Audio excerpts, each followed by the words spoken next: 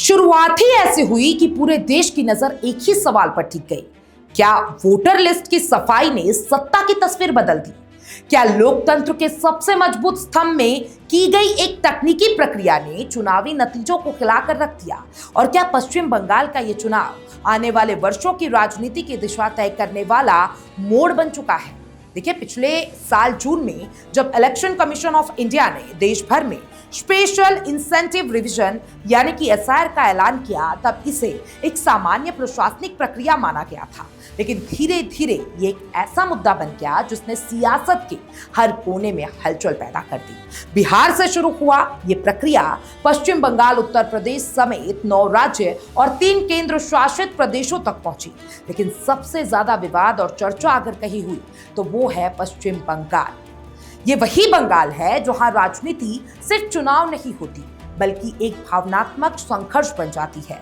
यहाँ हर वोट, हर सीट और हर फैसला एक कहानी कहता है। और इस बार की कहानी में एसआईआर एक ऐसा किरदार बनकर उभरा है जिसने पूरे चुनावी नैरेटिव को बदल दिया हो।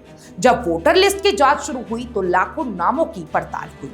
आरोप लगे कि असली मतदाताओं के नाम हटाए जा रहे हैं, तो दूसरी तरफ दावा किया गया कि फर्जी वोटर्स को हटाकर लोकतंत्र को मजबूत किया जा रहा है।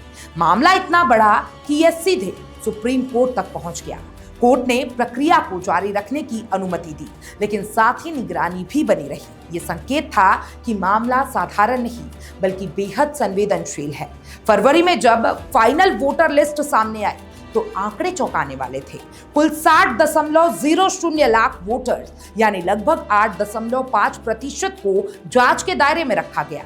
बाद में करीब 27.16 लाख नाम हटा दिए गए। ये संख्या छोटी नहीं थी, ये किसी एक राज्य की आबादी के बराबर प्रभाव डाल सकती थी। यही वजह थी कि सवाल उठने लगे, क्या ये सिर्फ तकनीकी सुधार है या इसके पीछे कोई बड़ा राजनीतिक असर छिपा हुआ है? इस बीच पश्चिम बंगाल में चुनाव हुए और नतीजे सामने आए। भारतीय जनता पार्टी ने 294 में से 206 सीटों पर जीत हासिल कर इतिहास रच दिया। ये सिर्फ जीत नहीं थी बल्कि सत्ता परिवर्तन की एक बड़ी कहानी थी।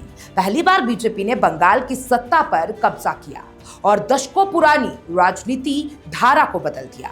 लेकिन असली दिलचस्पी उस विश्लेषण में है जहां एसआईआर का असर समझने की कोशिश की जा रही है। राज्य की 20 ऐसी सीटें थी जहां सबसे ज्यादा नाम वोटर लिस्ट से हटाए गए। अगर ये माना जाए कि एसआईआर ने चुनावी नतीजों को प्रभावित किया तो इन सीटों पर उसका असर साफ दिखना चाहिए था। लेकिन जो आंकड़े सामने आए उन्होंने इस धारणा को पूरी तरीके से चुनौती दे दी।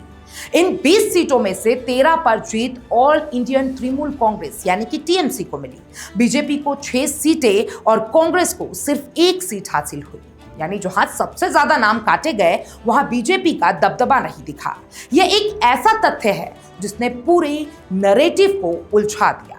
मुर्शिदाबाद जिले की शमशेरगंज सीट इसका सबसे बड़ा उदाहरण है। यहाँ 74,775 वोटरों के नाम हटाए गए थे, पूरे राज्य में सबसे ज्यादा। लेकिन जीत टीएमसी के खाते में गई। इसी तरह लाल गोला और भगवान गोला जैसी सीटों पर भी जहां हजारों नाम हटे वहां भी टीएमसी ने जीत दर्ज की। अगर सिर्फ आंकड़ों के आधार पर देखा जाए तो ये कहना मुश्किल हो जाता है कि एसआईआर ने सीधे तौर पर बीजेपी को फायदा पहुंचाया, बल्कि कई जगहों पर इसका उल्टा असर भी दिखा है। फरक्का सीट जहां 38,222 नाम हटाए गए थे वहां कांग्रेस जीत गई।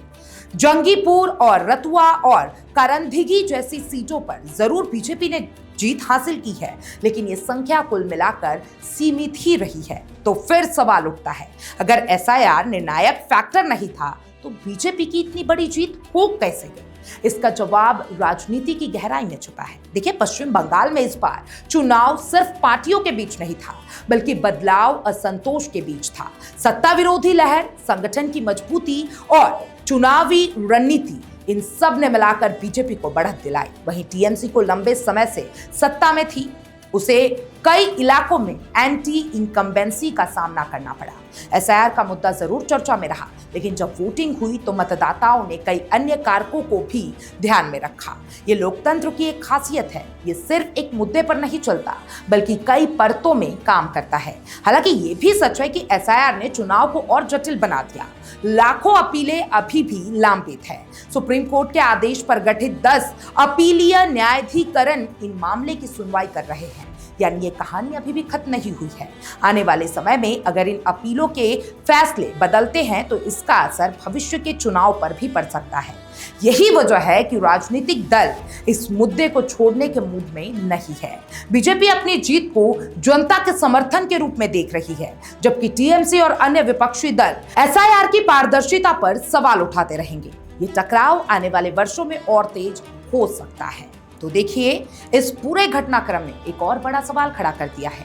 क्या चुनावी सुधारों की प्रक्रिया को और ज्यादा पारदर्शी और जवाबदेही बनाने की जरूरत है? क्योंकि जब लाखों वोटरों के नाम हटाए जाते हैं तो ये सिर्फ एक प्रशासनिक फैसला नहीं होता, बल्कि लोकतंत्र के मूल अधिकार से जुड़ा मुद्दा बन जाता है। हर वोट की कीमत होती है और जब वो वोट ही लिस्ट से गायब हो जाए तो सवाल उठना स्वाभाविक है।